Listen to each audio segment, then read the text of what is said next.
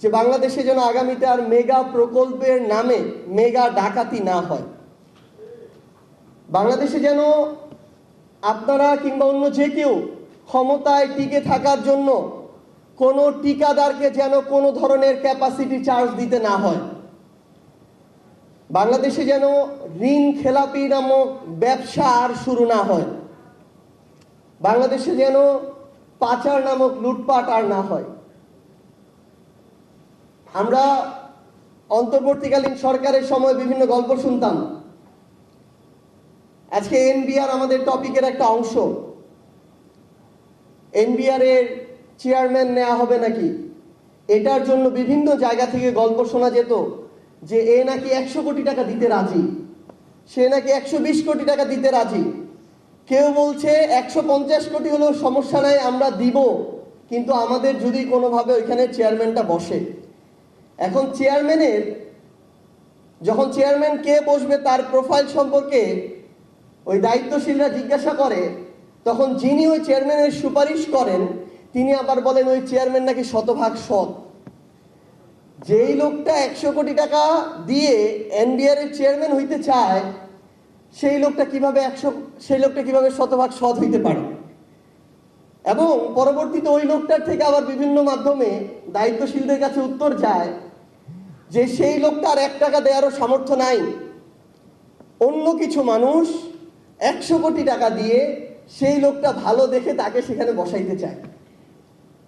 তাহলে একবার চিন্তা করেন যে ওই মানুষটাকে যারা এই টাকাটা দিয়ে বা ইনভেস্ট করে সেখানে বসাবে, তারা সেখান থেকে দেশের মানুষের রাজস্বের কত হাজার হাজার কোটি টাকা লুটপাট করবে, দেশকে বঞ্চিত করবে। তো আমাদের এই ধরনের মধ্যবর্তী কিছু দালাল আছে, এই দালালদের থেকে দেশটাকে মুক্ত করাটা খুবই জরুরি।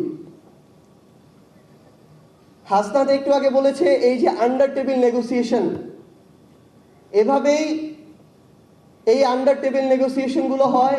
ভাইরা যেটা একটু আগে বললেন এখানে যে বাংলাদেশের যতটুকু রাজস্ব প্রয়োজন তার ধারে কাছেও যখন হয় না, তখন সরকারকে 2 মাস যেতে না যেতেই 50,000 কোটি টাকা ঋণ নিতে হয়। তো আমরা আমাদের জায়গা থেকে দিন শেষে আহ্বান করব যে আমাদের এই সামগ্রিক একটা সংস্কার দরকার। আমরা গ্রামে দেখি 16 থেকে 20 গ্রেডের একটা চাকুরির জন্য, একটা পিয়ন পোস্টের চাকুরির জন্য মানুষ নিজের ভিটা বাড়ি বন্ধক দিয়ে 10-15 লাখ টাকা ঘুষ দিতে রাজি থাকে, কিন্তু একজন পিয়ন তার ওই বেতন দিয়ে কোনোদিন তার সংসার ভালোভাবে চালাইতে পারবে না। তার মানে ওই 10-15 হাজার টাকা তার মূল লক্ষ্য না। তার মূল লক্ষ্য ওই পদটাকে ব্যবহার করে অসৎ উপায়ে আরো টাকা উপার্জন করা, যেখানে মানুষদেরকে জিম্মি করা হয়, যেখানে অনেক মানুষের সাথে বৈষম্য হয়, অনেক মানুষের সাথে অন্যায় হয়, যেখানে মানুষ তার ন্যায্য অধিকারটা পায় না। তো সামগ্রিকভাবে আমরা একটা চক্রের মধ্যে, দুষ্টু চক্রের মধ্যে ঢুকে গিয়েছি। আমাদের এটা থেকে মুক্তি প্রয়োজন। এটাতে যেমন আমাদের ব্যবসায়ীদের এগিয়ে আসতে হবে, সাধারণ মানুষকে এগিয়ে আসতে হবে, আমলাদের এগিয়ে আসতে হবে। সবার আগে যারা এই পলিসি মেকার, যারা আজকে আমাদের এই সরকার চালাচ্ছেন, যারা ক্ষমতায় থাকেন, তাদেরকে এগিয়ে আসতে হবে।